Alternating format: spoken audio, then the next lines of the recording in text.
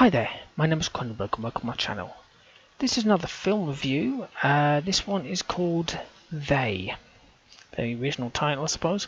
It's a horror thriller. It came out in 2002. It's not available on Amazon as an actual film. It's a DVD, but the IMDb rating is 4.8. Now the IMDb synopsis is quite vague, so I'm going off the DVD because I've got a DVD of it. After witnessing a horrific and traumatic event, Julie Lund, a graduate student in psychology, gradually comes to the realization that everything which scared her as a child could be real, and what's worse, it might be coming back to get her. It should be they might be coming back to get her, but whatever. The director is Robert Harmon, who also directed The Hitcher, one of my all-time favourite films. If you don't know what it is, go and have a look. The producer, well, there's 7 of them, so I've picked like the top 2 that had the word producer in their name. So we have Tom Engelman, Engelman, who also produced The Chronicles of Riddick, once again another great film, and Scott Kroopf, Kroopf, who produced The Last Samurai. Music was by Elia Cmiral,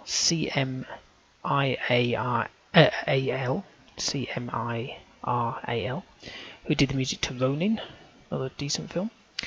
The cast, we have Laura Megan, who was Julie Lund, who was in Unbreakable.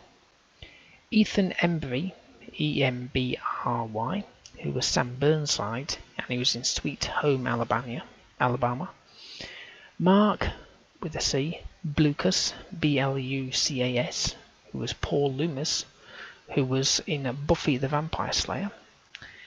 And Dagmara Dominczyk, Dominczyk, who was Terry Alba, and she was in The Count of Monte Cristo. And it was filmed in British Columbia in Canada, and there we go. So it starts like the trailer, so if you watch the trailer a bit later on you'll see what I mean, where the kids kind of scared, so mum comes in and soothes the world, and then he says, they come for me at night. Of course she ignores that, and then top tip from mum, if you're scared, pull the covers over your head. Solved. Don't need to worry about that for future. It could happen in any scenario, I suppose. So, actually, believe it or not, staying under the covers works. Until he popped his head out, of course. Oh, is it all gone? It must be. I would just stay under the covers till morning, but that's just me. So our main actress, who was Laura Megan, is meeting Billy. Now, at first I was like, who the hell's Billy? Now, Billy was the kid. At the beginning, Billy was Alexander Gould, but I thought, is it the young kid at the beginning? And it was. It took me a while to figure it out. So he's having a rant. He's in a diner. She's sort of met him there. He's having a rant, right? Flickering lights, because we all love flickering lights. There's nothing better than watching a nice film in the dark when flickering lights are kicking in. So after he explained about the film then focuses on her, so that's how she comes into it. So apparently they don't like the light. So I was kind of hoping that the film isn't dark. Unfortunately, I was so far mistaken. And of course, it begins the flickering lights at certain points again. Literally about like 20 minutes in, I lost my mind. Now, I haven't actually seen anyone die that were taken by they. No one died, and this was about an hour in. No one actually died. I'm not saying anyone should, but it's a horror, for God's sakes. So this confused me, right? She was at her boyfriend's apartment, safe in a way. So she ran out while she was getting her. Well, he was going out getting some spare clothes first. So I'll get some spare clothes. I'll be back in a minute. So he goes out, comes back, and she's gone. And literally within seconds, she's running down some stairs towards the underground. Well, forgive me if I'm wrong, It's one of the darkest places you can go. So, um,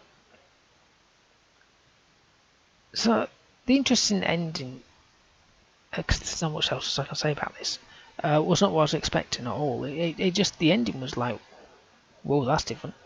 Kind of remembered things like Warlock. I don't know if you've ever seen Warlock. There's bits in Warlock that was like that.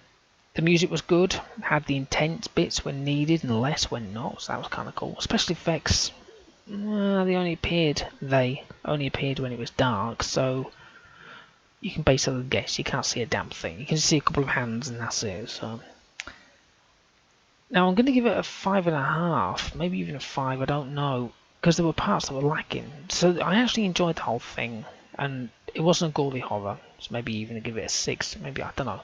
But the weird thing is they attack during the darkness, right? And at the beginning, when Laura is meeting little Billy, who's obviously older, in the diner, they don't appear, and they don't appear whenever anyone else is around, except when the others are on their own. So you would assume, like you would normally assume, they would stay where there's light and maybe stay together. No, no, no, no, no. It's a typical horror film, so we have to split up. We have to go where there's darkness. I'm not going to give it all away, but there was one point where someone was swimming. I'm not saying who. It was a late night swimming session, so what better to go to the swimming session, into the gym, not the gym, the locker room. No one there. Go in the swimming pool. One person was swimming. That person left. No one there. And then the lights went out. And gee, what do you think happened? Well, they appear. I mean, this is the bizarre thing with it all. If you know that, don't go swimming at night time. Maybe wait till the daytime. Maybe go to a bigger swimming pool where there's loads and loads of little prats around and kids and everything else. It doesn't matter because there's people there. So that was lacking big time in my eyes of the film. But it was the typical thing, you know. You've got to split up. You've got to split up. You've got to go where it is dark. You've got to do this. And it's like, no, you don't. You know, back yourself into a corner. Go where there's people. You know, I don't know. There's plenty of places where there's always people. Wherever. Anyway, hopefully you've enjoyed watching and listening to this film review of They. Please subscribe to my channel. I've got plenty of other film reviews out there. This one's a bit more of a, not a mainstreamy one, but people have heard of it. It also says it was a Wes Craven film, but apparently it wasn't. According to IMDb, Wes Craven had no involvement in the production of the film. Craven was considered an executive producer of the movie, however, other than lending his name to the title, he had no part in the making of They. So, there you go. Wes Craven presents, or Wes Craven film. No, it's not. So, bit of false advertising. Awesome. Okay, well, thank you and goodbye.